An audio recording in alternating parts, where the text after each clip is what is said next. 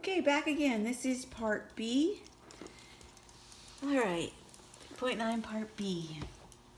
Note, if P equals $96, which is less than $100, the demand, X equals D of 96 equals negative 2.5 times 96 plus 500, which is 260 microwaves.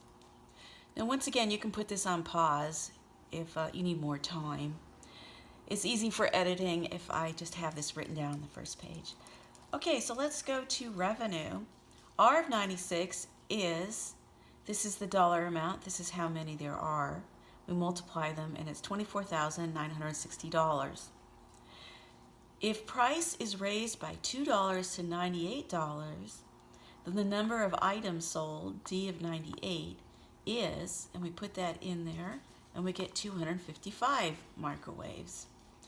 Note, the store sells 5 less microwaves, but R of 98, the revenue, is $24,990, which is $30 more than R, the revenue of $96 each. Now, what do you think will happen if P equals 1 or 4, and that's greater than 100? So what do you think will happen? Well, yes, you're right. The total revenue will decrease. Recall, the revenue function right here is a quadratic. So here's our quadratic.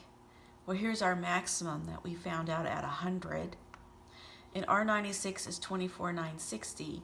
Now notice 96 is 4 less than 100.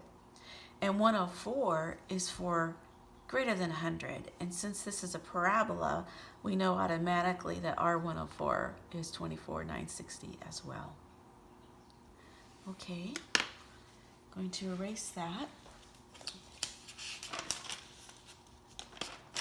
We're going to go into a different topic now, still in 3.9b.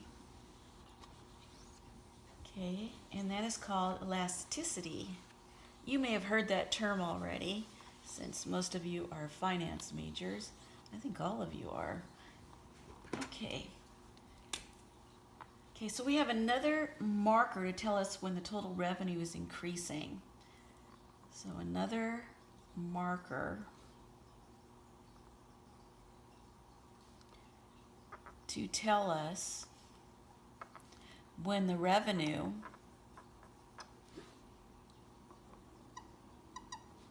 is increasing or decreasing.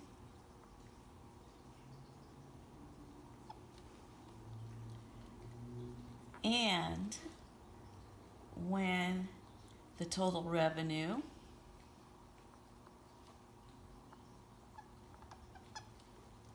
is at its maximum. Okay, I'm going to read that again so you can write that all. Another marker to tell us when the revenue is increasing or decreasing and when the total revenue is at its maximum. And that marker is, as I said, we use this word, elasticity. Okay, and here is the formula for that.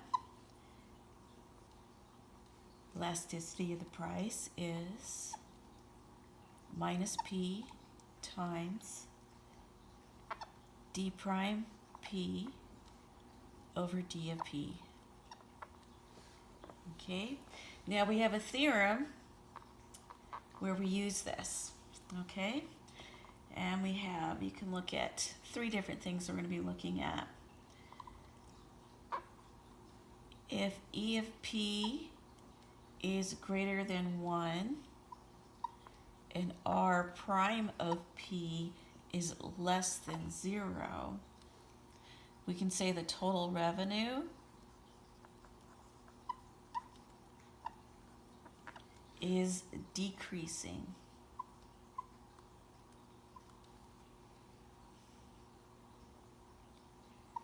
We say the demand is elastic.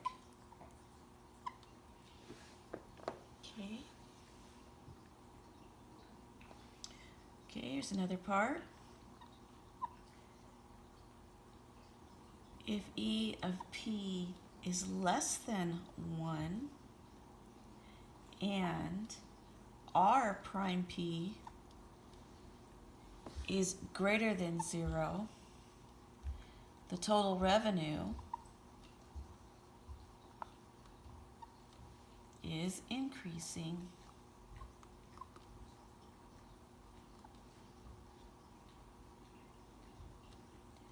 We say the demand is inelastic.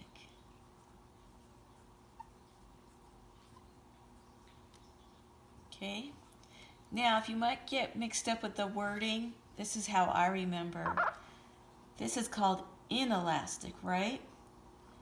Inelastic, increasing. Inelastic. So when revenue is increasing, we say it's inelastic. See? I-N-I-N. That's a good little reminder.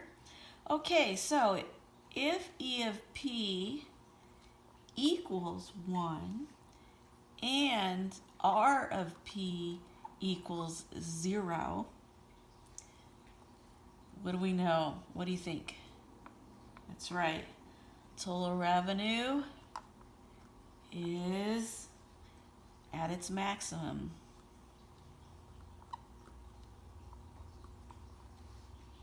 Okay, we say the demand is unitary. Okay. All right. Here's a little graph of what we've been talking about. I'm not quite sure where to put this graph. Kind of out of room here. I think I'll put it right here, over here. Okay, this is the revenue. And this is P, our price. Okay. And then let's say we have this parabola going here. All right. Revenue price. Okay. Now we know R prime of P, some P at this point is going to be what? The derivative is going to be positive, right? Greater than 0. So if we figure out what E is right here at this point, E of P at this point is going to be less than 1. And that makes sense here. E of P less than 1, R prime P is greater than 0. Because that would be the derivative right there. It's greater than 0. Okay, over here, we'd have R prime of P would be what? Less than 0, that's right. Because the tangent line's going down. All right, and what do we know about E of P at this point? E of P is going to be greater than 1. All right, so what do you think E of P is going to be here? Right here. E of P equals 1. All right, now that's going to be very helpful. It makes finding things a lot easier. Okay, so we're going to do a problem now. Oh, the sun's coming down here. I'm going to use an example to do a problem.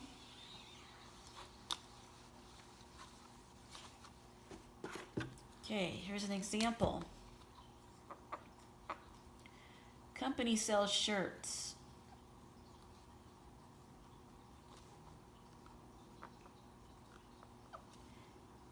At $16 each. Where X equals D of P. So they're already giving you here a function. 22 minus P. Looks like my pen's running out here. Okay. So, find the elasticity function.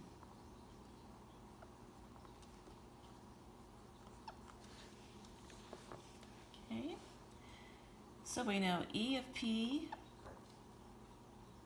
equals negative P times D prime of P over D of P.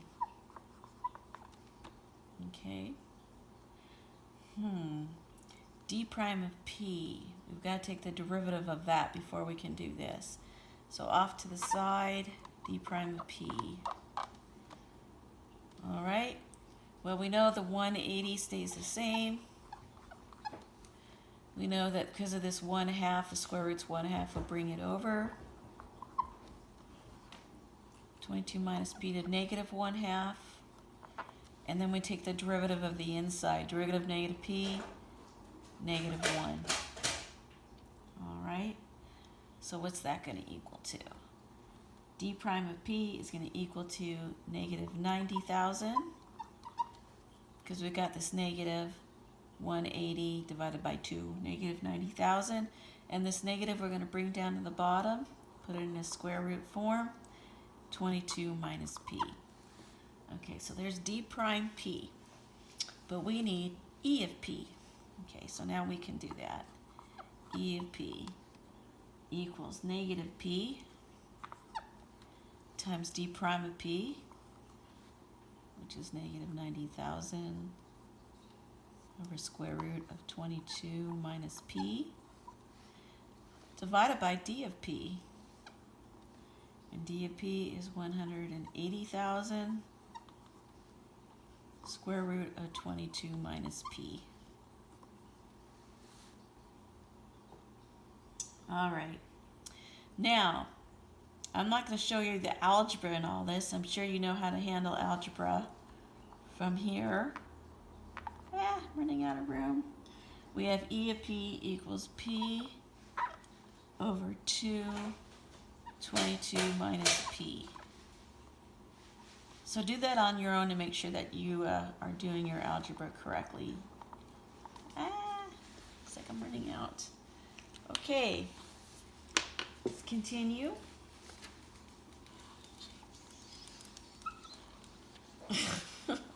John, go on. That's my dog poking his nose in there. Okay, letter B.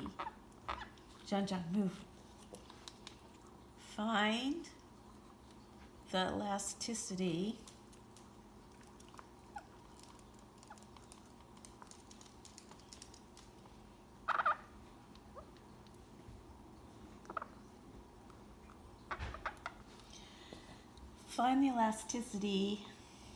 of P equals $16.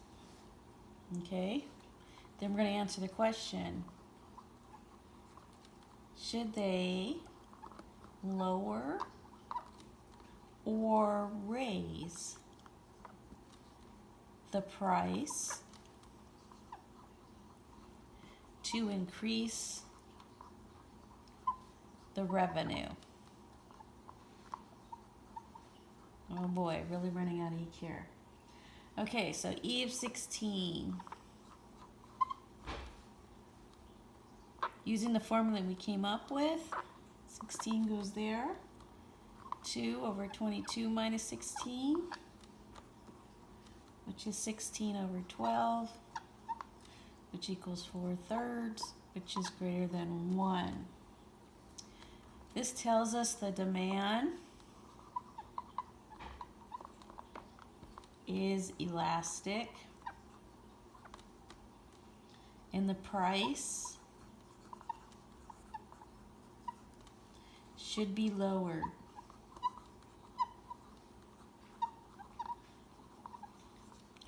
to increase the revenue. Oh boy. All right. Okay, I'm going to end this video and get a new pen.